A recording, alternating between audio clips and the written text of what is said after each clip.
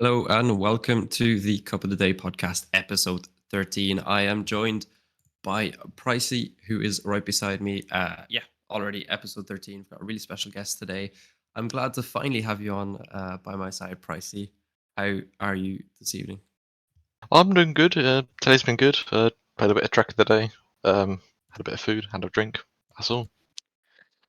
No complaints then, no complaints on my side either. And we've got a very interesting episode coming up. And just before we do get into it, I wanted to say that this episode, unfortunately, is going to be the last before we take a bit of an extended break for the rest of the basically month of July.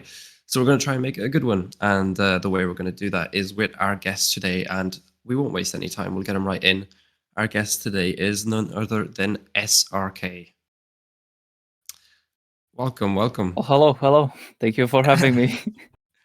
Now, SRK, that's a name that a lot of people will know within the community. Maybe some people might know it, but not necessarily know the person behind it. So could you tell us a little bit about yourself, kind of what you do within Trackmania and how you got into the game?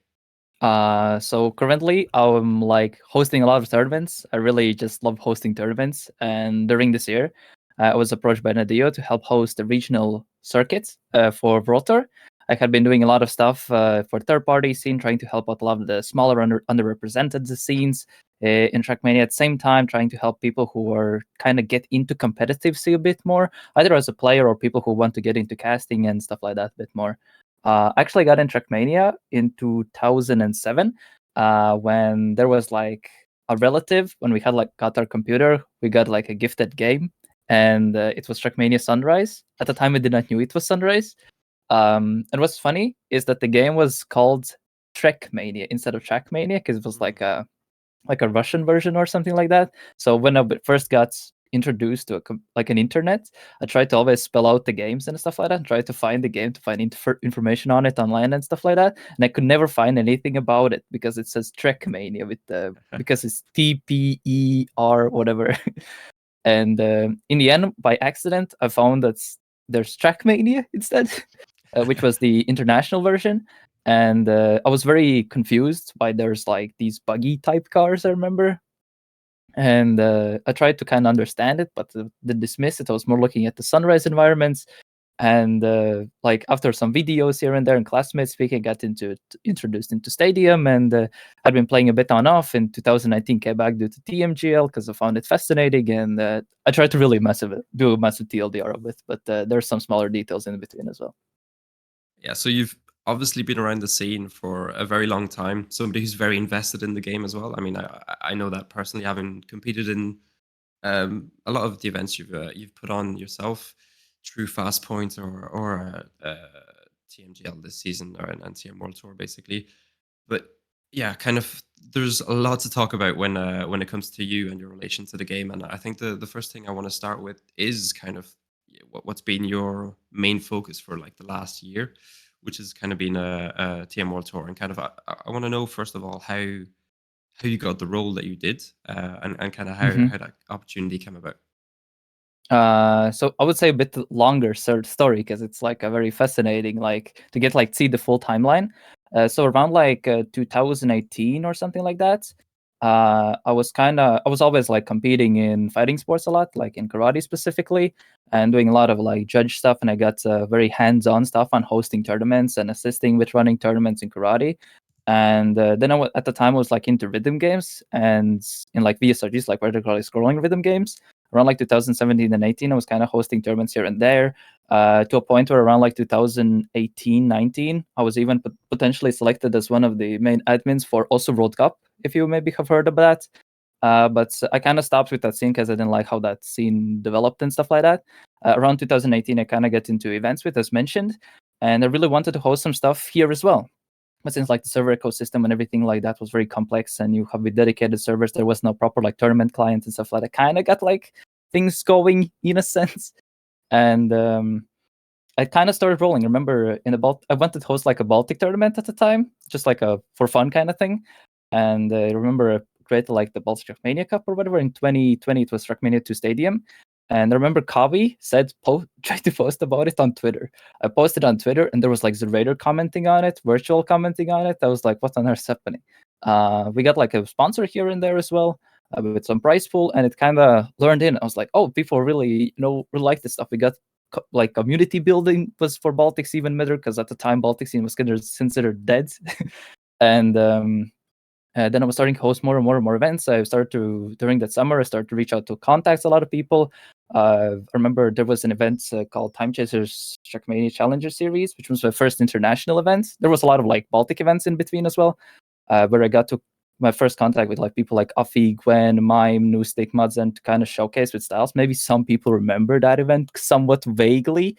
At the same time, I tried to also incorporate, there's like an official main broadcast and kind of up the standards. I remember there was, maybe some remember Let's Talk Trackmania podcast, remember? With Scotsman and stuff like that. And they were saying that like there weren't like main streams for Trackmania events.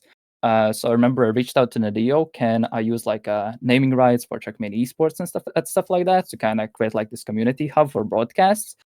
And I tried to work with that. I worked with Nadeo directly for some events, if we can get good things or not. Then I even got contacts with Ubisoft even directly. And I got like things like working with Ubisoft licenses, how to work with partners, and it's with a lot of involvement and everything like that. In around 2021, I started the Trackmania seasonal series. If you remember that, I mean nowadays it's called Fastpoint, but the way how it was like that, I wanted to host like a hub. There's a general hub where there's like I can host events from, and at the same time, a lot of like these underrepresented scenes with the same vibe as Baltic scene had can help out. So I remember the number one neglected scene at the time was Asia scene. Like no one said like there's no Asia players. And I remember in Turbo's chat, I said I can prove it, and I hosted event. I knew where the people are. I taught people how to host their discords, how to get stuff going, how to reach out to people, how to start this community building stuff. And I knew that for people it's so important to have like this person on the side who can just help out with stuff. And remember that's how I got Resir and Gaming Boy. I mean, sadly now Gaming Boy has sadly passed away, but they were one of the first two people who kind of got things together, taught them a lot of stuff. And the same thing did for Middle East Africa scene, for Americas also did the same thing, but more a bit on Asia side because they were way too off due to time zones, so they were very separated with that from the rest of the scene, while Americas and let's say Middle East scene could at least communicate a bit more with the European scene a bit more. Then I hosted the Trackmania Seasonal Country Championship because I really wanted to host like a Country Chips Nations Cup event. I remember there was a World Tech Cup. Maybe the tech boomers remember those events. But I really tried to reach out to those admins. Can we get some going? I'm willing to help and stuff like that, and get silence. So I was like, you know what? I'm going to host this myself. And this is the way how it started. Number one thing, I did like a survey between the scenes. So we actually get like the smaller scenes in. What is the most comfortable map style for them? For it was the campaign. So that's why I thought, okay, maybe we can do like a seasonal thing. And that's why the campaign was mainly used for it, for the first. And then kind of involved to keep it on the campaign. Since we had a seasonal vibe or whatever, it kind of stick with it and kind of rooted it around it with the event as well. And I tried to get more broadcasters in, so we have this main channel vibe and start to evolve. There was like a burnout period a bit, but where I went to test out a lot of stuff, help out more scenes more. And I remember there was the Fastpoint International Circuit that I did, where there was like genuine like open monthly events for this region, for like Middle East Africa did host stuff, and for Americas. And around that time also I got reached out by Nadeo, is that would you be interested? We're planning to do something this or this. Would you be down? If not, then we're probably not going to do it. And I said yes. And I mean, we kind of roll into this World Tour regional vibe. Now, I really glossed over some details, but that's like I tried to like very rapidly like jump on the main points that kind of create like a bit of logistic timeline of things. But yeah, speaking of regionals, as you just mentioned, personally, I would just like to say I think regionals was quite a big success. Of course, there's some feedback that we can improve. Yeah, that's definitely. There's definitely feedback, as you previously said. But what are your thoughts on how stage 1 and stage 2 regionals have gone so far? I would say the core idea was there, but I would say there were some limitations that made it not so great, I would say. If you want to expand. I mean, there were, let's just say, certain like guidelines that have to fit in to make sure the tournament runs in. That made it a bit complicated to make things done efficiently. Which was I would say the biggest hurdle, which I would think kind of ruined the regionals in long term a bit as well. And but overall, the whole idea of them was really good. Despite like EU MIA, also had the proper motivation. Like players were motivated, but due to skill gaps, it was like very hard for the players to keep motivation. Americas had a bit of issues because there were a lot of like behind the scenes issues. I kind of don't want to go into them. And for APAC, it was actually the opposite. They had increased. They had so many like regional orgs coming in. They had people like getting this huge motivational boost. It was actually APAC was one of it's like very up and down. Like EU was going down, MIA was kind of there. America's very going down, but APAC was going up. So it's like a bit all over the place in a sense. But overall, as a concept, it was good. But there's a lot of things to improve on. But it showed that it was like something that people are generally interested in, either to play or to watch. But of course, there's a lot of things I don't know. But overall, for the first year, for the idea, it definitely showed that it can work. Yeah, I wanted to talk about regionals a bit because it is a topic that we can talk about for quite a bit. And like obviously, as Pricey said, it felt like it was a success. I think it was blended into that whole TM World Tour model, and then I feel like everybody feels like there's been a step up, at least in Trackmania esports, in this past year, thanks to World Tour. And I wanted to talk about regionals in the aspect of: do you believe that at the moment, the way it's set up, it is a clear pathway for players to reach the toppest level, the best level in Trackmania?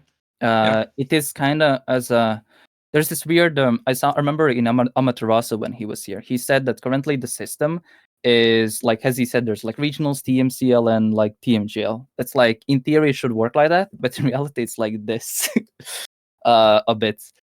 It's like there's a lot of like people who are playing in regionals who got way more out of it than some TMCL teams. So there were a lot of teams who were just wanted to keep playing in regionals and did not want to promote to TMCL because they knew that the rewards were a bit less and stuff like that. There was actually a very fun scenario that could potentially play out as well for wildcards, where there could be some TMCL teams potentially not making the wildcard, just because with the whole points distribution and everything like that. It was a realistic scenario as well. But there were definitely things to readjust, and there is like there was the survey thing that I made, like where I collected feedback to ask around. There's multiple layers. There's like a regional feedback. There's a global feedback, and it kind of paints like a direct image on what are the main things to fix out based off the core idea, what it is now, to actually make sure that it's kind of like this instead of like, oh, I reached regional peak and I kind of don't want to because it's a very comfortable as it is now. And there was like additionally there is a vision on how to implement it in a more efficient way, but the way how it was done currently, it was a good introduction of things. It was a good like an appetizer what can be done, at least at some points it was like a good appetizer, I would say. And it's definitely like a good thing but could definitely move on into the right direction if it's adjusted properly in the future.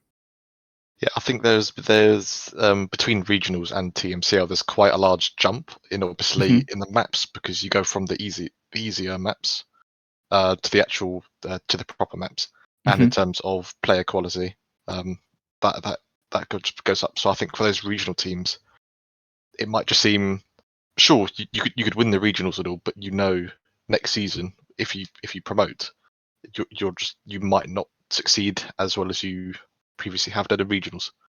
In terms of the feedback you mentioned, this is quite a specific question. Have you had much feedback on the whole like 2v2 like situation? Like we've gone from like 1v1v1v1 now into 2v2. So how's the feedback been about that? So currently, actually, majority of people are very for 2v2 in competition style.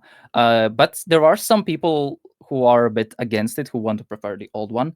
But majority is for it. Even some people who are third-party entities. Actually, I sent a regional survey to some organizations who are currently scouting and watching from a side, who are more on the viewer scouting kind of positions, who have not, let's just say, have not picked up the players or whatever. They were just kind of looking at it from a distance, and kind of they also have filled in a feedback in that.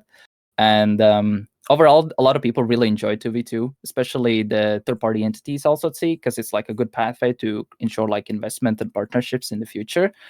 In player experiences, a lot of people said it's like really how would they say, it bonded the relationships between the players a bit better because they became friends a bit more. But people who are a bit more, let's just say, not so engaged within the community that much, it was a bit of a hurdle for them because they had to actually reach out within the community, find a person like that, and try to match the levels and everything like that, which has been one of the hurdles for some people, were like shows very big disagreements of this system.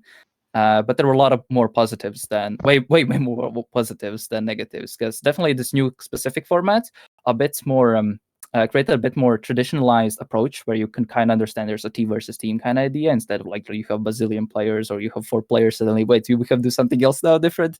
So it definitely a bit made the whole match vibe more streamlined and more simplistic from spectator point, and even for newer player who just wants to play and they immediately know what's going to be happening kind of thing.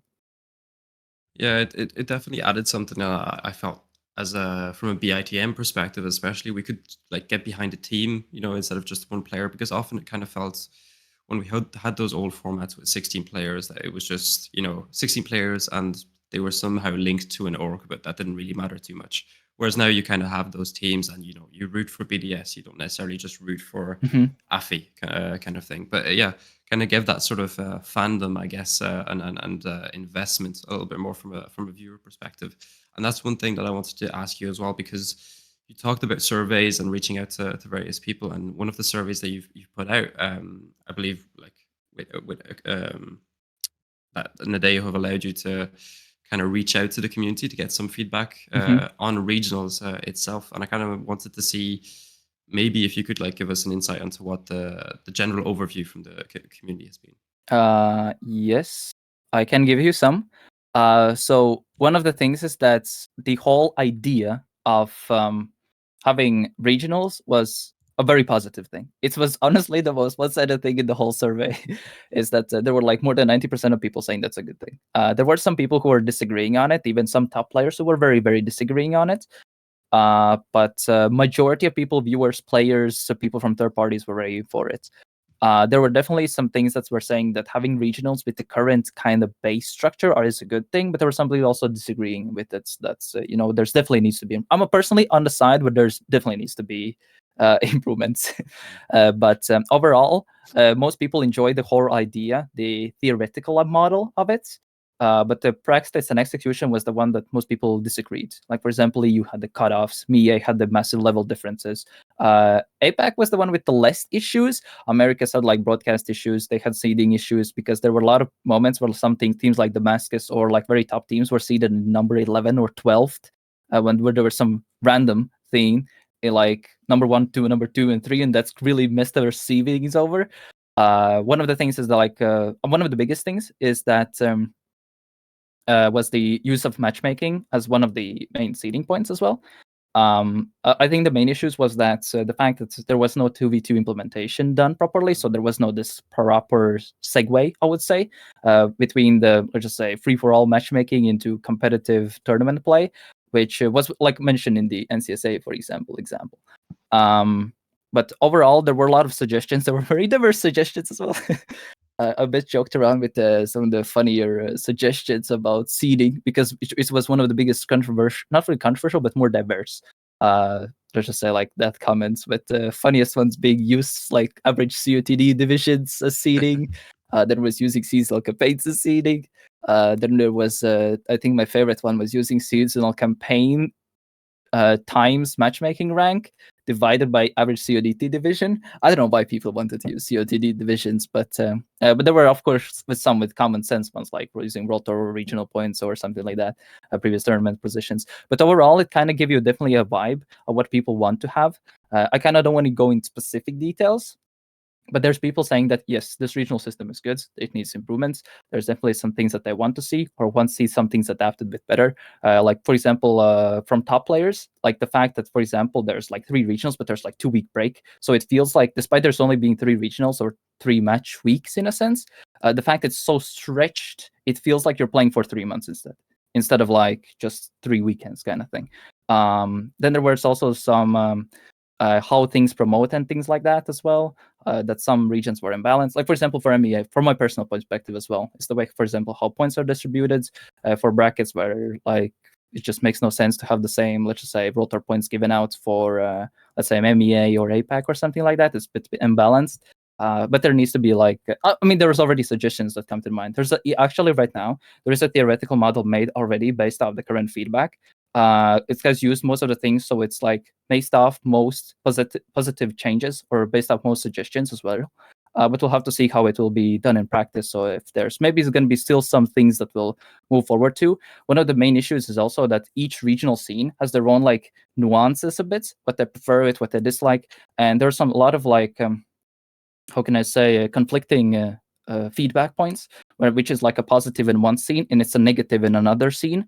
There is also one of the things is that most people have voted that they would want that there's the same maps for all scenes. So in a sense that, for example, TMGL, TMCL regionals and matchmaking have the same maps.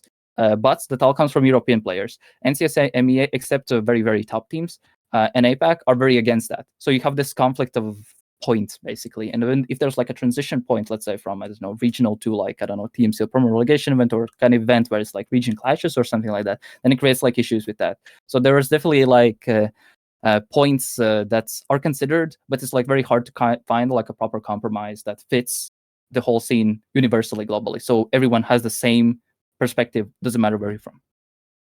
I think I don't think there'll ever be that perfect like compromise for every region, because it's just so diverse, and obviously in the regions themselves, the caliber of the players in regionals, obviously the maps as well. I just don't think there's going to be that one format that'll just be for every player. Yes, this will work for me. There are already ideas in the theoretical model that I said. There is a small nuances to make sure to adapt it. For example, there was not a lot of like written down feedback from MEA scene, for example, but I received a lot of verbal ones because we had like a 3-hour meeting with them. Because like I said, that was the scene that was the most motivated. But the fact they had teams like Foot and Molotov were just like, in each tier, this team is this tier, then this tier. Like it was the region that had always 4 O's for ones. There was not a single 4-2, 4-3 in the entire stage 2. Well, most teams are trained. Like every time they literally just register and they know which place they will get, kind of thing. So it's like no point for playing that, but they want to play. But at the same time, it's like, maybe we'll get a map in this time around, and it's kind of that kind of vibe. And potentially there are issues that could fix it, because they had the biggest issue in that, because they genuinely want to play, they genuinely want to improve them, they genuinely want to showcase themselves, but the format was the thing that blocked them. The same case is kind of in Europe as well. It's like way too punishing with the single elimination. There's like this all this mishmash. Actually, very funny feedback is that most of non-French players, one of the biggest feedback was, but they had to play against other French players. Or no, sorry. Like for example, there's people from other regions, except very, very top players like, I don't know, Stufts or Exalted, the teams that were always at the top. But in the very, very bottom, like that they had to play against these French players who have their own regional ecosystem. They have their lands, they have their competitive circuits, they have everything. Then they have like these francophone systems where they can play in. Well, for example, Spanish scene, Portuguese scene, or some scenes other, they don't really have that. And I feel like immediately in a massive disadvantage with that they have to play against these people who have this all the time. And that's also like a very specific, despite it's like Europe, but there's like Europe is way too diverse. There's so many specific details and nuances already there. Like there were also like a lot of feedback points that due to language and accessibility, everything's in English. So for example, this was actually a thing in a South American scene, that there's like only information in English, and most of the people just don't know. So they use like a person of contact to actually understand what's happening, kind of thing. And to actually find how to register, because even registration is done in English. There was also some scenes within Europe who also had that as an issue as well. I personally don't want to go in details, but there were some issues when even language accessibility, just to find the rule, even to read the rule book. I mean, rule book as well, but it's like its own thing to discuss about. But I mean, it's kind of definitely showed that there's like very unique sets of issues that even most people who are very often and kind of communicate with the scene and community a lot don't even are aware of it. And it's also being acknowledged potentially for future as well. Yeah, so in general, like the implementation of TM World Tour has been received well from the community. I mean, that's the perception that I've gotten anyway.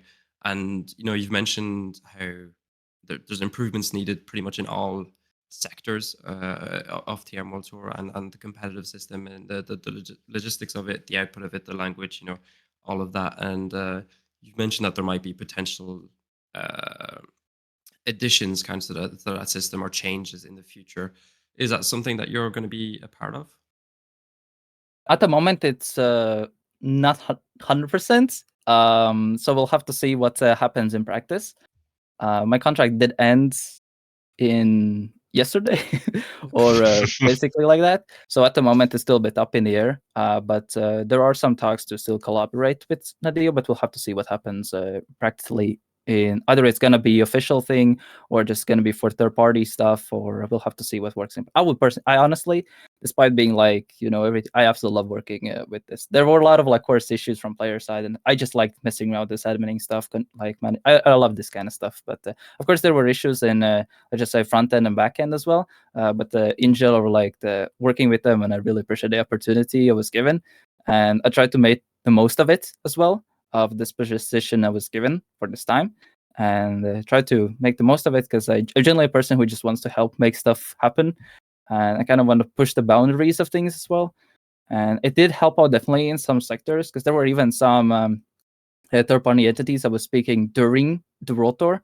There were some organizations who were like interested. Oh, we were kind of looking out at stuff, and I was like giving them like explanations. Oh, there's going to be this, how to enter it. But a lot of them are like, we're still going to wait a bit, just see what happens. If these fixes are done, then we might be interested once again, because they like saw the backbone of things, which is the way how it's implemented, like with the circuit. Because currently Rotor is like the only system where there is like a merged partner league, closed league, open circuit merged in one ecosystem, which is one of the strongest points that Trackmania has that most people are not aware of it. How actually unique and positive this is. But to create it like in a proper, optimal way, if it's done properly, it can be a really good structural thing. But we'll have to see how everything will look like, and what will be the goals and mindsets in the future. Yeah, I think that's the whole like feedback of World Tour. It's just been it's a really good idea, and there's definitely been some great moments from it, and there's definitely some interesting takes. Yeah, there is. Yeah, but I think the overall feedback of World Tour is just there's some improvements here that need to be made. But I think maybe whenever we get a World Tour 2, I think I think that'd be really good, because we've got a good base to go off of. We can get these improvements in. I think the future of Trackmania esports is looking good. Yeah, I think it can look good. In my opinion, I think there's kind of two routes this can go down. And I mean, my opinion on Trackmania esports, I've talked about it in like probably every single previous episode. So if anybody wants to know about that, they can listen to that. But I kind of want to see with you guys, okay, if you're hopeful kind of for the future, because as Pricey was saying, there's this base in place of TM World Tour. When the first season is kind of coming to a close, there's still a few events to do, and World Cup, which is actually something I want to talk about in a little bit. But are you hopeful for like in 2024, if there is a second iteration of TM World Tour?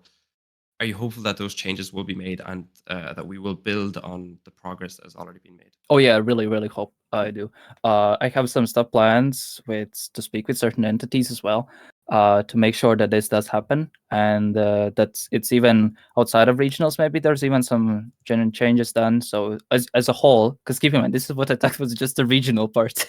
Yeah. There's like also the TMCL, TMGL. There's like ASC and some other events as well within the circuit, because a lot of people get very confused about this. At TMWT, they just think TMGL, or just think TMCL, or just think, I don't know, there's some region or whatever. And like kind of like most people just don't have a full grasp of how the actual system works. I don't know when to call it ecosystem just yet, but it's definitely gonna bit hard. But I'm very, very hopeful. There's a lot of interesting things that are like talked about behind the scenes and stuff like that. But we'll have to see how things do look like in practice. And also in third-party scene, some stuff that I heard is also being cooking. So we'll see what things will look like. Because I think one of the biggest things is that how does the official scene merge with third-party scene? Because there were a lot of like issues since World Tour was like taking a lot of like the calendar a lot. There was not much room for third-party events, and due to that, since like most of the time World Tour was like kind of the only thing to properly can, a lot of organizers were really scared to do events during those event windows, despite not even having like a specific demographic events that they want to do. Still, let's for example, there's a lot of people like hosting events when, let's say, there's only TMGL TMCL happening, where realistically they don't have any people from that playing, and it kind of one of the bigger issues I would say with this mismatch between first party third party scene was happening. A bit of a shame that let's just say I was so let's just say occupied with World Tour. I really wanted to host some stuff. I got to squeeze it like Baltically a bit here and there, but and sadly for other stuff like TSCC and stuff like that didn't really get to work out just because some of the days were a bit lengthy, so it was like really impossible to get stuff like that going. But overall, I'm very fascinated and of how this will look like in the future, because there's a lot of information. I genuinely have stuff to like show, see, whatever from multiple scenes for specific community groups and stuff like that. I will have like some meetings with that, and we'll see how everything will look like in the future in practice. Because words is one thing, actions is another. Very true. Very true. Yeah, because you mentioned how about it's been difficult for third-party events. I'd really like qualify those third-party events as just community events mostly, because it is mostly people from the community who are organizing these events. I know that myself with BITM. Can I comment one thing? Yeah. There were actually our third-party events. There was even some organizers who were trying to give a shot at Trackmania, but since they don't properly understand how does the whole scene and community work like, they didn't get the best reach. For example, there was a Southeast one of the biggest Southeast Europe organizers, Adria League, hosting events, and like not many people in the scene knew about it because they did not have a proper person from a community who would assist things properly. So it didn't really work out, but thankfully I was in touch with the people that's after the event ended. They go, it's fine, they want to do more, which is kind of one of the things I really want to see, that there are these third party, not like community organizers, Yeah. but also people from community and people outside the community taking interest as well, which is one of the biggest things that Trackmania lacks. There is our stuff in French scene, but outside of the French scene, there's not much stuff happening. There's a lot of stuff that can happen if community people trying to reach out to these third parties and get stuff going. They can provide like a lot of contacts, reach, and stuff like that, and kind of use it a bit like, because one of the bigger issues with the third party scene right now to actually get these people in outside of just community people is just the trust of Trackmania as an esport right now. A lot of people, when I reach out to grants, they kind of know about it just as that speedrunning game or whatever, and it's kind of a bit creating very hard trust with negotiating with a lot of stuff. There were and even for like local scale, when I was reaching out to certain brands, can we do this? The first thought was like time attack or whatever. I was like, no, we have to do this. There was actually Telia doing for the first time. They were doing like a tournament in Norway, for example, and they did that. They did the time attack tournament on campaign maps, and it didn't really work out that well. Then we did the same thing with Estonia, and we had a proper tournament. We got decent viewership. We got like a proper format to a point where we got a second edition. We got like a full setup with one of the fanciest. That was honestly the fanciest event I have worked out, and I'm such ashamed no one knew about it. But there was like, we had a huge production set in like this mall inside. We had like the fancy cameras and stuff like that. It was broadcasted on TV as well in Estonia. We had like 3D casting with some sports commentator who's known in Estonia. It was like one of the fanciest events I worked on during last year. A bit of shame, like community did not know it because it was overlapping with the same time as Tracadia was happening, and it was just then in Estonian. But that was one of the best events I have worked on, and it just shows that what is possible if you build this trust with the brands, just show what you can do. Even at some micro level scales, with just let's say one country only or a specific region or whatever, it can definitely get some fancy stuff going in the future. I think it's definitely it's good to hear, and it's positive to hear, even just for third parties, that like you said, these events. You said it was on TV, you got all these fancy cameras. I think there's definitely an interest for these third parties, but I think just trying to get an understanding of the game and the esports. I think that's the biggest challenge. Because it's the biggest challenge to get these organizations in. Yeah, and I kind of wanted to see what your perspective is on it, because in my opinion, one of the things that is lacking kind of at that top level is sort of that support, not necessarily from like third-party organizers, but also from sponsorships, like getting funding for the whole scene, making it a proper, in brackets, professional esports scene. Because some of our top players are still basically just dedicate some time to the scene and are still the top players. Whereas in my opinion, if you want to be one of these top esports, and I'm not pretending that Trackmania is currently, but maybe can be in the future. I feel like those players to be at the top should have to dedicate insane amount of hours, and I know that they do. But when you see, some players like Pack, who has a full-time job on the side and just kind of practices and then wins TMGL, I feel like the kind of the stakes of what World Tour and TMGL and the highest tier of Trackmania can be higher. And I hope that's something that will come in the future. And I kind of want to see what your perspective is on that in terms of backing and funding for the scene. I feel like one of the main things is how to properly incorporate such brands efficiently. Because Trackmania actually, one of everyone says, "Oh, Trackmania is such a good thing to sponsor, whatever," but people don't know what that really entails. Nowadays, it's a bit of a shaky period in esports altogether. To get sponsors and stuff like that in. And one of the biggest things that can be done with Trackmania is a high impression rate that can be very well higher done than like games like Valorant, CS League, or whatever, due to the in-game incorporation of logos. Just a basic thing. Then there's like a thing that Trackmania scene will be very, very amazed by, which most scenes just do not care about, is burned-in ads. Because whenever we will probably see a Trackmania scene, like see it's just a broadcast and there's a burned-in ads, it was like, whoa, we are like legitimize this, it creates a higher engagement rate. And it kind of shows this very unique perspective, which in most CS is like, whatever, we see this every time. But Trackmania stuff like this is like very unique. And it's one of the things that can definitely be showcased in Trackmania a bit better to create this legitimacy a bit more. But the main thing to incorporate this stuff more is to actually show that Trackmania scene can engage with these brands then as well. Which is one of the main things to kind of legitimize it and show it, we're maybe even, despite we're smaller, but we can create a bigger engagement rate than, let's say, these other guys. And we can create value in that kind of way. Because one of the biggest issues, a lot of people just chase bigger number is better. But in reality, you have to look at the correct statistics. What is the things that create this win-win situations in brands? When I usually work with some, like, especially during LAN events, because it's way easier to get.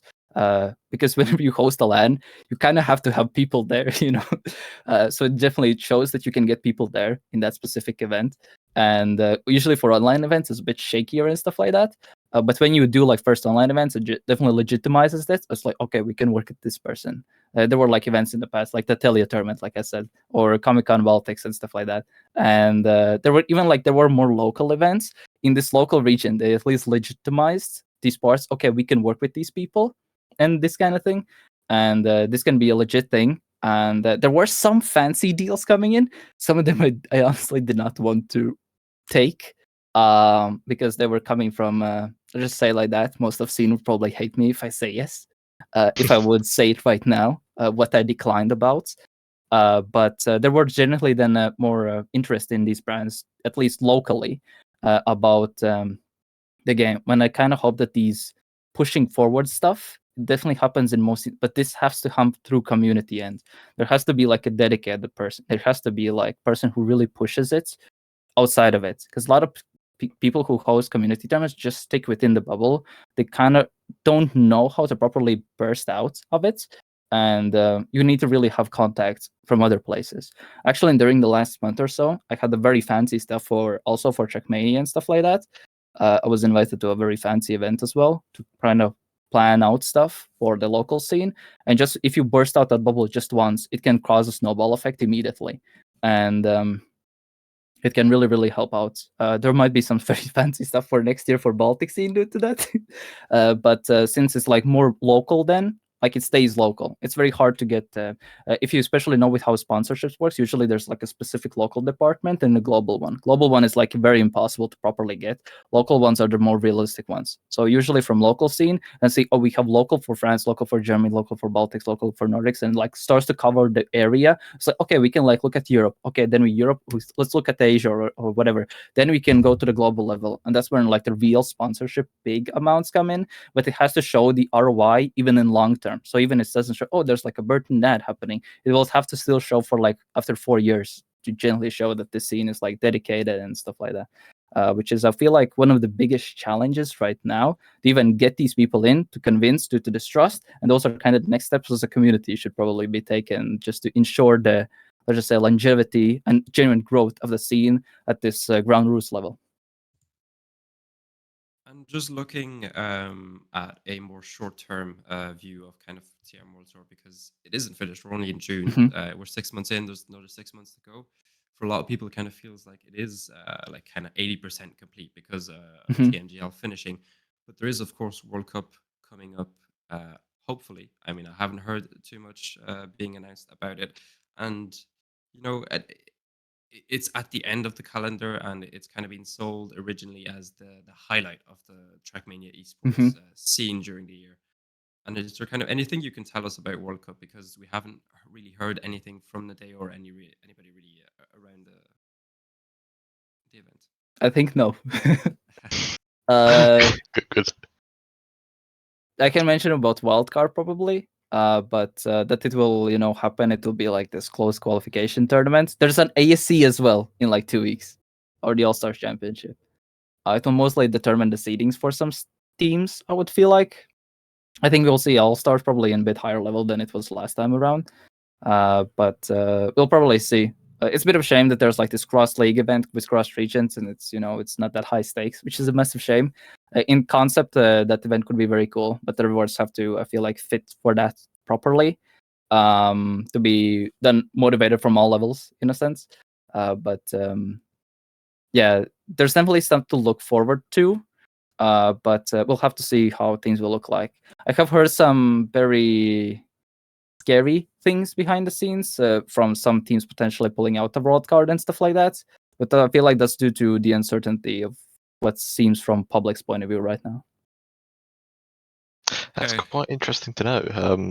Yeah. But yeah, as you just mentioned, as All Stars, I think we had previously mentioned on an episode the idea of All Stars is a good idea. Just gathering obviously everyone from TMGO, get a few teams from TMCO, the regionals, and just seeing what happens. Just playing a couple of matches. But yeah, I think that the stakes and the all around importance and seriousness. Serious? Yeah. Anyway, I think that would also need an improvement. I'm actually quite looking forward to it. Yeah, I really hope that the stage two, sorry, could definitely works out a bit better. I think one of the biggest issues is that Trackmania still World Tour is mostly online, so thankfully there is no ping issue. Like a team I was massively looking forward to from stage two was Trident from APAC, because I think that team was the best non-EU team during stage two, and those guys really, really. I mean, I knew that they played and stuff like that, but they really put themselves together and elevated and actually showcased themselves to a proper level. I kind of bit shamed that probably will not see them in the same level as they were genuinely playing in the APAC regionals. But I kind of it's a bit of shame. Like it's not like there are all these teams that just play for regionals and they kind of don't want to do stuff outside of it, which is I feel like one of the biggest disappointments regarding the system. But it's understandable in the specific cases as well. Yeah, I mean, I think we've talked about a lot about World Tour, and I think we will talk about it and reference it in the second half of the episode. But first, before we do that, we do have to get into some even more serious business. And it's okay, you might not know what's coming, but it is the Cuppa quiz for episode 13. And the transition is clean from Chris in the background, and now we are on the screen that everybody dreams of being on. Pricey versus SRK in the Cuppa quiz for episode 13.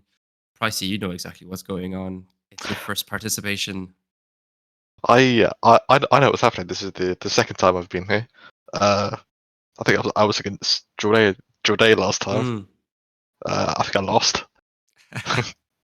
But yeah, no, I'm looking forward to the mud. I mean, we'll see what happens. And now, SRK, you might be expecting, this is a Trackmania podcast. It should be on some serious topic, related to Trackmania, maybe esports or something.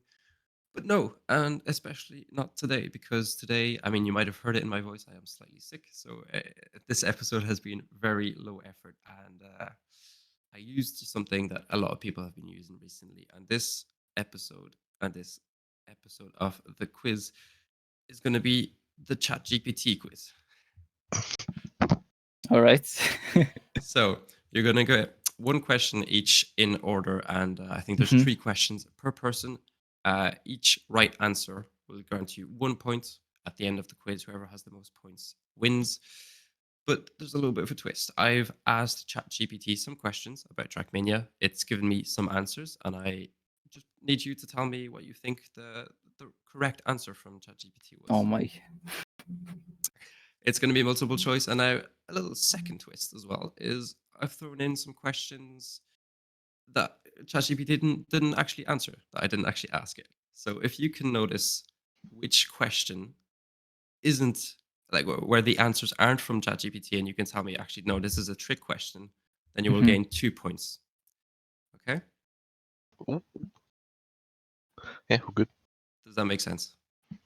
So if it's a trick question, gotta find it. Which is a trick question? I Yeah. understood. So you're gonna have Okay. 3 questions in total. One of them is a trick question. If you can notice from the answers, are you thinking, no, I don't think ChatGPT answered this, and you can tell me that, then you'll get 2 points.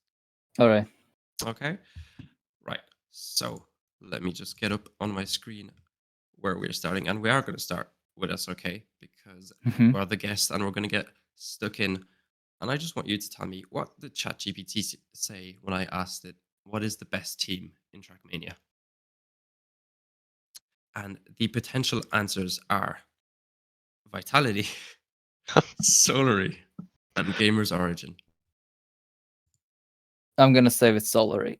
I think there's enough information on the internet of it being like the best team and having posts from it. So I feel like that still should be a Solary. You know, I agree with your logic. Unfortunately, ChatGPT doesn't, because its logic led it to Team Vitality, which Great. is not a part of Trackmania. And I think that's going to set the scene for what this quiz is going to be about. It's not going to be about what makes sense to you, it's what makes sense to the AI. So, unfortunately, that is an incorrect answer for SOK on question number 1. So, no points for you. Now, Pricey, you have the chance to take the lead after round 1. And we're going to get straight into your first question.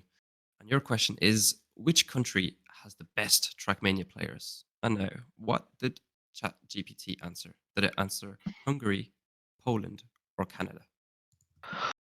Oh, this is just a random choice, honestly. Poland. I mean, a random choice, but it came out very quickly. I guess there's no reasoning behind it, is there? Nope. Well, there's no reasoning behind the answers either, because unfortunately, this one was a trick question. None of these answers came from ChatGPT, so no points go for you. You missed out on 2 points in that round. Now, question number Rigged. 2. You can't say rigged after that question. All right. Okay, question number 2 for SRK.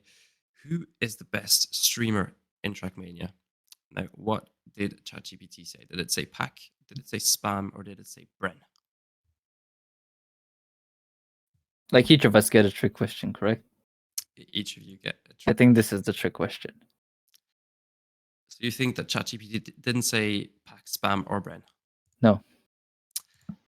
Unfortunately, this isn't the trick question. It because- isn't? No. Interesting. ChatGPT did answer this question, and It's probably spam then, I'm assuming. I mean, you'd hope so, but it is It's Pack. It's Pack. ChatGPT answered Pack as the best I mean, streamer. it did stream though. Exactly, and it gave me a reasoning as well, saying that he often streams his world record hunts and stuff. And I was thinking, ChatGPT knows nothing about Trackmania, and you might be thinking that as well, because unfortunately, that is no points for you on question number 2. So we're going to move on to Pricey again, and this is your second question of the quiz. I want you to tell me, who is the best Trackmania player according to ChatGPT? Is it Bren? Is it Pack? Or is it Carl Jr.?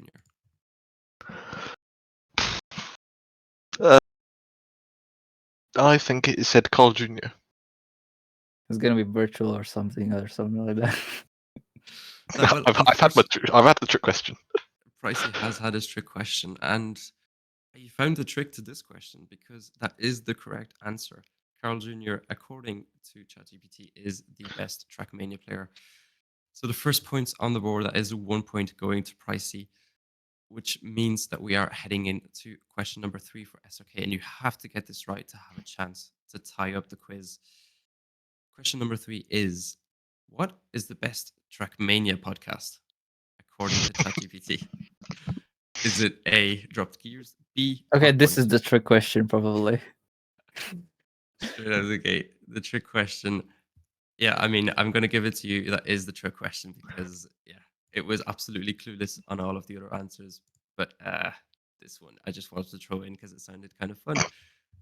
That means that 2 points go the way of SRK, which means that now The you best one actually wasn't there. Let's talk Trackmania. That one was missing. No, it actually, I did ask it this question, but I didn't include the answers on it. Well, you did then. No, because it created some podcasts basically and didn't give me a valid answer for what I wanted. But that means that SRK actually has a chance of winning if you get this answer incorrect, Pricey. And we're going to get straight into it.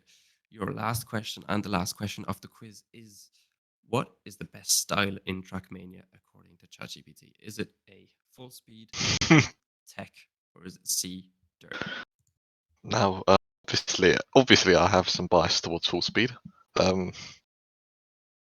thing is, I don't think there was that much. If I was an AI, if I was an AI, I would probably say tech. If you were an AI, you would probably say tech.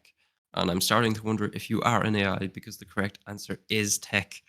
And that means that you tie it up 2-2 at the end of the quiz. And I think this is only the second time that we're going to have a draw between our two contestants. And unfortunately, I don't actually have an answer to separate you two. So I think we're just going to have to leave it there and be everybody is a winner in this situation. Is that okay with you guys? Yeah, fine.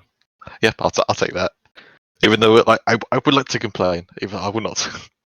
I mean, if there weren't complaints, it wouldn't be the Cuppa quiz. So a traditional trademark of the competition. And yeah, thank you both for taking part in my little experiment. All right, now let's get back into the actual serious stuff. Can I just abandon the podcast for the next 30 seconds? You can abandon the podcast. I will ask SRK a long question. He will give me a long answer and give Pricey the time to come back. But yeah, you mentioned before we took that break about third-party organizers and that you might not be involved in the Trackmania World Tour going forward. But one thing that you are involved in is Fastpoint, something that you've created from the ground up and that has been hosting competitions such as TSCC, which is kind of what it has originated from. And I kind of wanted you to tell me the story of Fastpoint and kind of how that came about. Well, actually, it didn't start with TSCC. Asia O's Trackmania season was the first event. Second event was Baltic League, and then it was TSCC. So TSCC was just the third event. It was the first one that was kind of bigger because it generally had to reach out to full player base, if that makes sense. I remember the way how it started. As mentioned, I just wanted to create a genuine hub for most tournaments, where everything is like hosted from, and at the same time, it's a place where other regions or like communities are being showcased because there wasn't anything like it. There were Trackmania, but it was generally just promoting events and like it has its own purpose. But for gently like giving a platform for like smaller scenes, there was none because everything else was just very, very top focused. There was no way to like see what's happening in the roots. There was no idea if there's players in X region or anything like that. And that was kind of one of the goals of it. And one of the main things was to create these low-level events for like these smaller scenes or like one of the events for them. At the same time, have something bigger that kind of encapsulates kind of the core idea of it. So one of the things is TSCC. Then there was the team championship, but it was just so hard to messy to organize that it's best to just keep it to the country one because there's so many team tournaments already. And that was tested out, but it kind of got scrapped. It was really awesome that it generally got people together and everything like that. It started pop off new scenes, and it started motivate and pulls a lot of scenes together. And a lot of scenes nowadays are generally just are completely silent. As soon as TSCC pops up, they just pop up. Like Malaysian scene is a very, very good example for that. They're like definitely showed and kind of pulled in people for these scenes specifically. and it kind of definitely started to create this new motivation for some players. Because, for example, it's kind of cool to represent your own country kind of thing as well. But keep in mind, this is like still like a community and event and kind of vibe. But it's very nice that it got a decent success here and there. Some events were definitely getting better than others, mainly because of mainly due to campaign quality. I feel like that was the main things, or the timing of the events as well was one of the things impacted. For example, summer 2021 season was the most successful one. We had a lot of like the top players playing at the time. We had people streaming. It was one of the biggest events of that year. And I think it was still one of the biggest online events in Trackmania 2020 so far, even.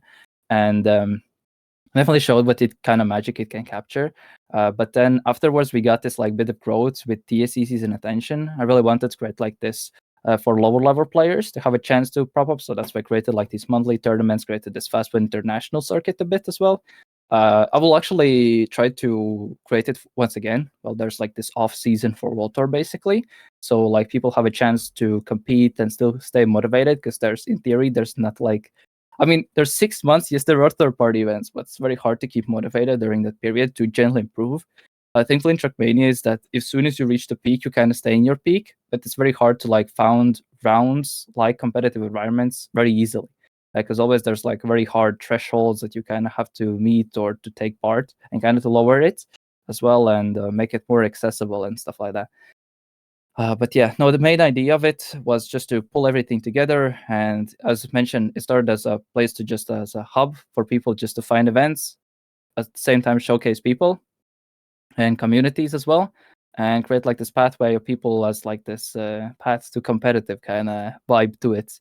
At the same time, here and there, hosting a bit more serious events, a bit more casual events, and having a mix between the both here and there.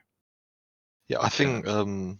Sorry. Yeah, no, I think Fastpoint is a good mix of the whole competitive side of Trackmania, but it's completely community based. I think that there's just a really good mix of obviously of player capabilities of the teams, especially with most recent TSCC. That I think, as a viewer, that was honestly a joy to watch. Like all the different UK teams. I mean, honestly, watching every match was just it was just really fun to watch. Yeah, I think that's kind of one of the events and one of the highlight events, and I know we've talked about it, even before the break, that really gets the community together, like you were mentioning. And an interesting little caveat of that is my way into the BITM scene was through the SCC. So actually, when I started playing Trackmania back in summer of 2021, I think I was, like any game that I play, I was looking to get into the competitive side. I saw the Trackmania seasonal series, as it was called back then, posted on Twitter about TSCC. I joined the Discord. I asked if there was an Irish team, and then Xephyr Chris, who's now behind the scenes, told me, "Oh, we have a Discord where you can join." And here we are, nearly basically 2 years later, and we're here on this Discord, and Trackmania has become such a big part of my life, kind of. So I guess in part I kind of have you to thank for that, but it's just kind of an example of how these community events, and especially the country events, bring the whole community together, like you were saying. Can I actually mention one crazy thing that I was working on side of World Tour? So there was, as you missed out, there was like no TSCC from like January till like March. And maybe some of you have heard that there's like European games happening right now in Krakow, and they have esports as like a side event showcase thing. So I had been trying to, as one of the third-party projects, I really want to get like with Global Esports Federation, so that we get like official like country-based events. So either for like European games or Commonwealth games. This is kind of one of the things I have been really pushing forward to. I have gotten some contacts and stuff like that, but it's very hard due to this legitimization of the game. Because, for example, the games that are currently included are the ones who fit the non-violence, and they have a federation that supports them, which Trackmania doesn't have it. So for like formalizing, like at the moment, it's a community event. I would love to take it like to that kind of level. Where it's like, because I know that European games at the moment are really trying to push the same thing as Asia games are right now, where I don't know if you know, but there's going to be the Asia Games soon, and like for example, top League of Legends players are like really focusing on that, because if you win it in Korea, you can get free from military service. You get so many like bonuses. If you know from China, then you get like 100. I think it was 100 social credit points or something like that. This was like a massive thing for you there, and there's a lot of like perks in this recognition and validation of what you're doing. And this is kind of one of the things I had been really pushing, but there had been a lot of hurdles. But I have definitely spoke with some people who are definitely interested, because Trackmania is one of the games that does fits it, but incorporated it efficiently. It's going to be a very long thing, because it loses so many things. Like there's no female teams, country-based teams. That's one of the things. Second thing is there's no proper like recognition from the tier 1 level. It's like at the moment, it's like Trackmania is like looking upwards, but there needs to be entities that are looking downwards, that look at the games like this kind of way, which is a bit missing. So, for example, the games that they currently have included, ZFootball and Rocket League, which are both run by ESL Faces Group, which Trackmania has no connection nowadays. Yeah, it's kind of one of the things that's kind of blocking to be integrated in such events, which is actually I really, really wanted to push forward the last 6 months. But yeah, it's a bit of a iffy thing to get it even negotiated potentially. Yeah, Cobra just mentioned in the chat TM Face It, which No, that's not gonna happen. which is a very interesting idea, and I think a lot of people would enjoy that. But it's the organizer, not like the whole matchmaking concept. It's like the name of the brand, because they had a merger between ESL and Face It. Yeah, but it comes back to the point that we mentioned previously about getting that sort of third-party funding and organization. I like the perspective that you gave, that Trackmania is looking up and people need to look down, kind of to take it to the next level. And kind of the issue I have is kind of I don't see Nadeo supporting the game in that way, or making the strives to bring it to that aspect without sort of people like you involved behind the scenes. And I don't know if that's going to come, or if it is something that's in the works. But is that something that you're trying to do with Fastpoint outside of actual official Nadeo events? Yeah. So one of the main things that Trackmania scene has, a lot of people know, even in this voice chat somehow, so people in the background as well, a lot of people are just waiting till things will happen, and then I'll be, oh yes, then finally. So they just complain all the time. And one of the main things when I started hosting events is when, for example, with the very first World Tech Cup, whenever it was done, it was, if you wait, there's nothing going to happen realistically. So you kind of have to take action. You have to adapt to what's given. A lot of people are just waiting till they have like 200 servers or whatever, but you can create like events adapting to that. And this is one of the things that's a lot of people from the older days kind of knew what it was, but you have this new system. Yes, there is some things lacking, but you have this new things you can play around with. You kind of have to adapt to the times kind of thing to get stuff going. And with integration with the third-party scene and legitimization of things, you also kind of have to adapt with that as well. As you mentioned, with sometimes there might be some stuff that Nadeo could like potentially support and stuff like that. They're not that big of a company, so you have to use this adaptability route. So you have to be very, very creative how you do things. One of the current things, I have been speaking with a lot of people outside of Trackmania, also internally from Trackmania, who have gotten very contacts. One of the main things I really want to get with Fastpoint going in the future, it's not only like a hub for competitions, but it's gently a place for people who want to get in casting. They can use it as a great place to learn and everything like that, and potentially even get like a small payment potentially in the future. Same thing with broadcasting or participant, and get this kind of experience going as a bit of a funnel for the official things in the future. And that's kind of one of the things I want to aim for. Just so if, let's say, to potentially legitimize certain aspects of Trackmania as much as I can, it's a very, very hard task, as I mentioned, with this legitimization already outside. Yes, it's done in Baltics, kind of, right now. It's still in developing phases. But the fact that I was invited to like 2 or 3 seminars already, just due to doing Trackmania events, which is such a bizarre thing to think about already. But it's already that happening, and seeing this like something like that happening in the first place is like saying, okay, it is possible, but you really, really have to work for it. And it might be way easier in other games where they have this already genuine ecosystem. While in Trackmania, we don't even have a system at the moment, where to handle and kind of want to be this building blocks, so there at least something in direction is created. I'm a person who wants to take childhood stuff and take it into adulthood. So that's my main motivation when I'm doing this personally stuff. Like, it's very hard for me to burn out because I kind of know what I kind of have to do, so I can like pump out events like this kind of thing. Well, sometimes quantity is, goes a bit, let's just say, a bit too much over quality. But there are certain parts where certain things are being prioritized, and I really want to get in more people with adminning and stuff like that more into it, so I can teach them and how to maybe with casting and stuff like that. Definitely developed and showcased some new people in Trackmania scene as well. Because recently, during last few months, I have gotten very crazy contacts, very cool contact as well, outside of the esports scenes, outside of Trackmania, that is.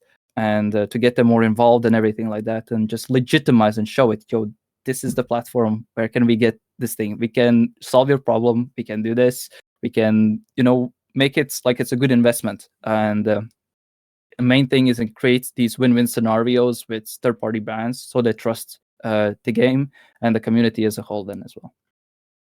Yeah, I'm obviously very, very hopeful for the future of the whole esports scene.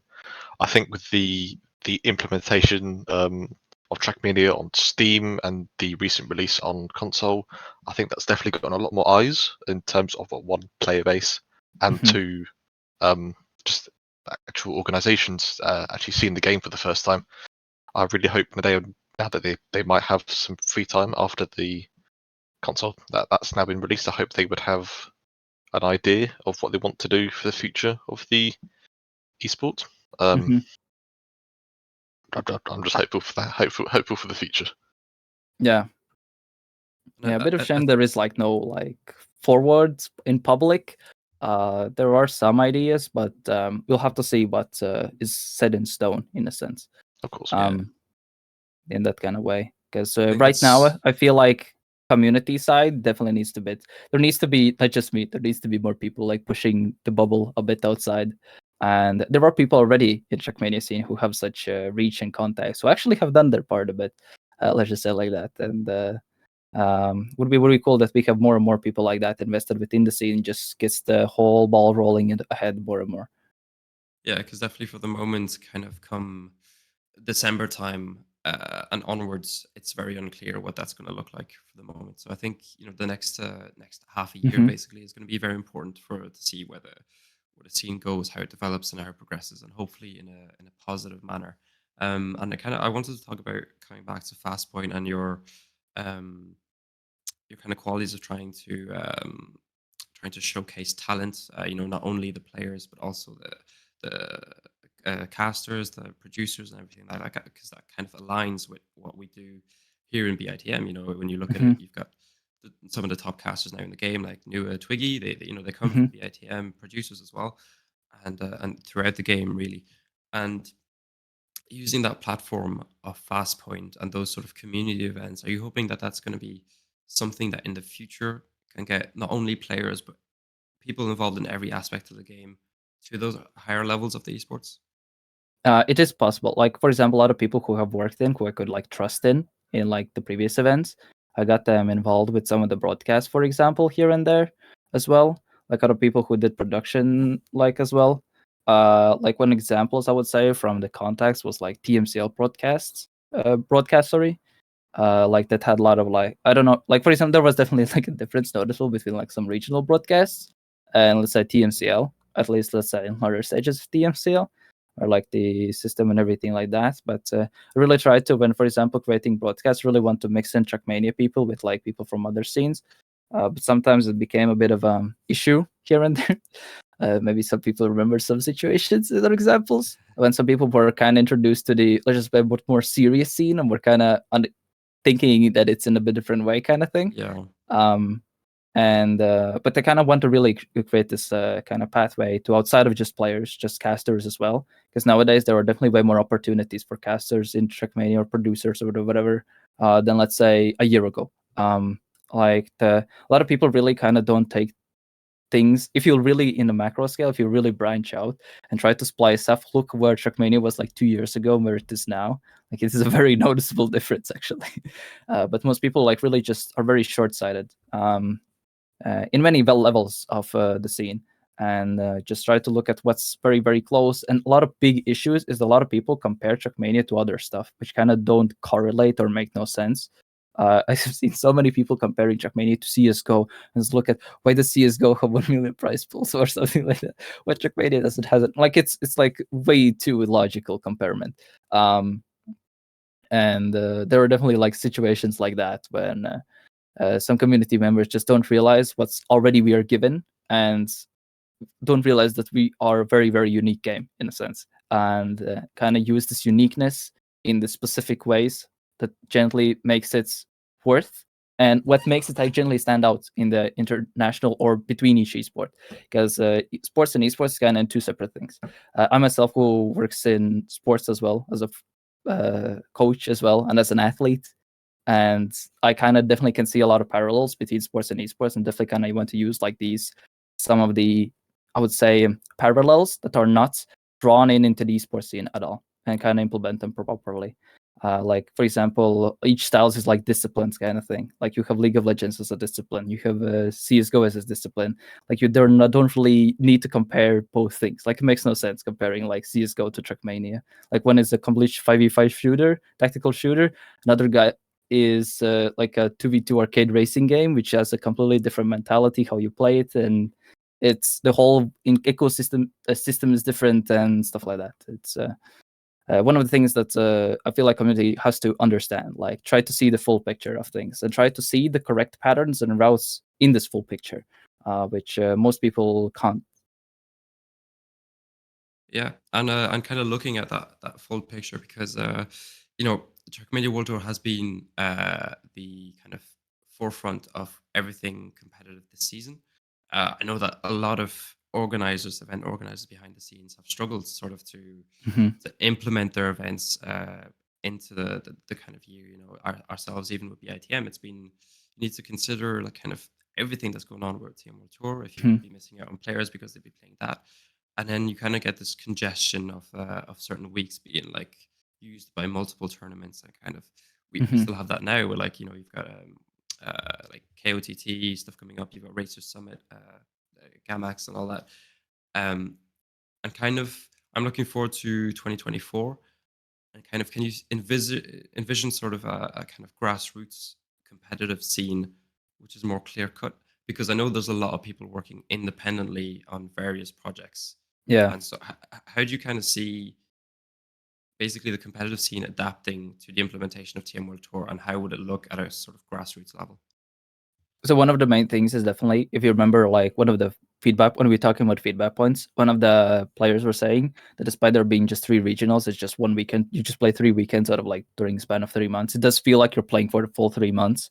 Definitely condense it a bit more, just so to give this more space for like these other events, which is a bit of a one of the parts was one of the theoretical model as well so far, but we'll have to see how things will work it look like in practice, because I myself said this, that third party events just don't have much room with that, and they kind of, one of the things is just organizers have to understand what is their general target audience with the events.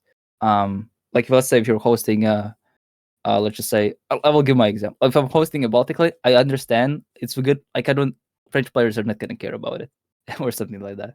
So you have to, you know, you can use it when there's like ascension happening or whatever. It's fine to like host during it. And I feel like just understanding what's your general goal of the event and understanding who you're targeting for it, and it can definitely create like these spaces then immediately. And those are kind of one of the main things. I know that Middle East and Africa scene is now working on some events here and there. Let's say they have very unique set as well. Like for example, some of the regions in that region have like Friday and Saturday are their weekdays, so their schedule again looks a bit different. And you kind of have to adapt to these kind of things and kind of see what's, do you really will be losing if you, let's say, host during this or and stuff like that. Because a lot of like events like EMC and stuff like that didn't have not enough. They didn't even have no correlation, for example, with World Tour or whatever. Let's say they had like this massive amount of teams where they couldn't allow like these empty slots in, or if players available or not, and you could easily host something like that during World Tour. Like a lot of people, organizers, are just very scared to try it out, and a lot of people don't just want to play World Tour. Like just people who want to play it, they want to play it, but at the same time, people want to do something else, and I think there should be something as an alternative. If you just put all eggs in one basket, you know, if the basket breaks, then you're just gonna have nothing. Yeah. So that's kind of one of the things. So you at least have the options to choose from. Yeah, on a more personal level for yourself, coming into this second half of the year, and there's been announcements from Fastpoint, that there are going to be events organized, and is that sort of the circuit that you were mentioning? And kind of, can you tell me a little bit more about that? Yeah, so the idea of this Fastpoint International is to kind of have this basically during the second half of the year to host some events to create like some kind of pathway for people who just want to get into competitive, or people who did not make the World Championships or not that interested in it. Also, still something to play, something consistent to look forward to, and if let's say World Tour continues with the improvements and everything like that. If it does, this is the case, then they are players who already like have enough experience. They know people to scout for. They see, oh, there were these events we're going to play with for, which was last year. Fastpoint International was also a very good way to scouting ground. For example, Nier and Exotica were the two best players from Americas in that, and they were both teaming up together then afterwards. Yeah. So you immediately was a good scouting grounds for that as well. And even for some other teams, it was like a very good way for showcase, like Stufts, for example. He also started play from the Fastpoint monthlies and stuff like that, started to make a name for himself, and now he's won 2 regionals with Wizzy, for example. And also, as Forever says in the chat, Fastpoint International decided the ITB TMGL roster, so it definitely has a place to use as a scouting ground to just have some kind of events. At least, of course, it's not going to get like all TMGL players because it's meant to just who wants to play kind of thing. But to have like this showcase platform that's the role that it wants to fit for players, also for casters or production talent. If you do your job good, you can potentially get there. I'm a person who wants to like put all pieces correctly. So if I see, oh, this caster fits that well, so I could suggest him there or something like that. I'm a person who wants to give other people opportunities as well, and kind of be as the help to build a pathway for that, if that makes sense. So should we be looking out for some announcements maybe in the near future about all those events? Yeah, so currently the idea is to have like a monthly based system based off the regions, because that's what the majority were in favor for. So probably there will be a very regional structure. I'll probably have to speak some things with behind the scenes to potentially tweak some stuff. So let's just say the event structure is efficient for next year. So it's like a very good correlation. So it's a direct link. Maybe you probably all saw it from last year. There was like APAC, Americas, and Europe, Middle East. So it kind of was already like a setting ground kind of thing already. And for example, Chemko already was one of the players in the Fastpoint International, started to get used to things. And now the guy has really, really stepped up. They got picked up by Foot, one of the notable Turkish orgs, and stuff like that. And yeah, definitely kind of want to create this kind of system. And there is this kind of off-season like period, and with some other events as well outside of it, because that's not going to be my only project that I'm working on during the year. Yeah, I'm sure it won't. You're a person who gets involved with everything he can and only wants the best for the scene. And kind of what you were mentioning there, and even relating back to what Forever has said, it's really encouraging to see those sort of signs and links between these sort of lower tier events and then getting towards those tiers. So there kind of is a sort of pathway. If you play well in these events, if you show yourself well against these sort of players, then you might get your opportunity to play in these higher levels if that's what you want to do.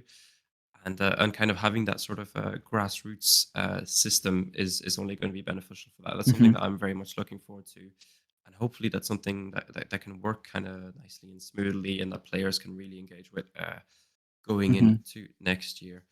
I think that's gonna be close to everything we have time to talk to. I know SRK, you might have, we could go on for hours talking about Trackmania esports. It's a very interesting topic. So I'll give you the opportunity if you want to. If you've anything you wanted to mention that we haven't already today, then now is the moment. Yeah, I will say this, check out the Fastpoint Discord, because I'll be scouting for tournament admins, casters, and stuff like that. I really want to see people from community who want to get in and try themselves out in those positions. I'm willing to teach them a lot of things, how to work with competition too, how to get properly done in casting, and kind of put those people, work with already experienced people for specific events. One thing I'm really working with a lot of partners to get brands in, collaborating with Fastpoint, so we get like third-party investments in some bit of I don't really want to use the sponsorships, but I want to use the word partnerships. That's the one thing I have been really, really working for the last 2 months or something, and I really hope we can get some success with that as well. So we get a bit more monetary support with that as well. and kind of showcase that Trackmania's community and everything like that is good and a stable thing to invest, especially not only in short term but in long term as well.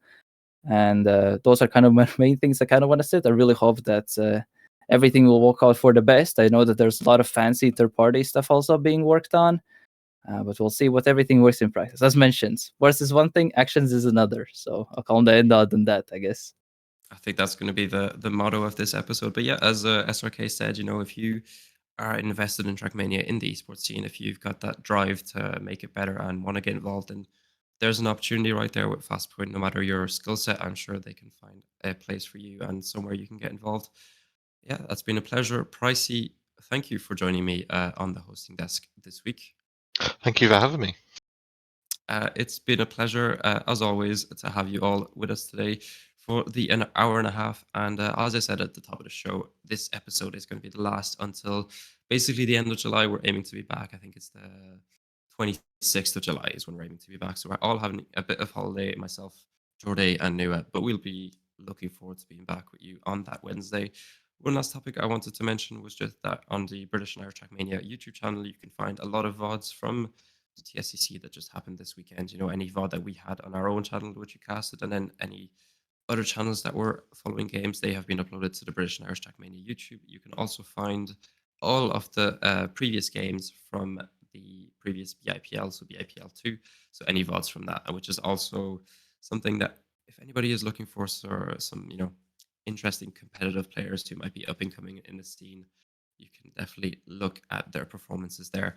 But yeah, that is going to be all from us today. Thank you everybody for joining. Make sure to check out SRK on Twitch, on Twitter, join the Fastpoint Discord. Yeah, there's only positives can come from it. Thank you everybody for joining. Thank you everybody for listening in. And the episode will be uploaded to YouTube soon enough. And for us, we'll see you in a month's time. Thank you.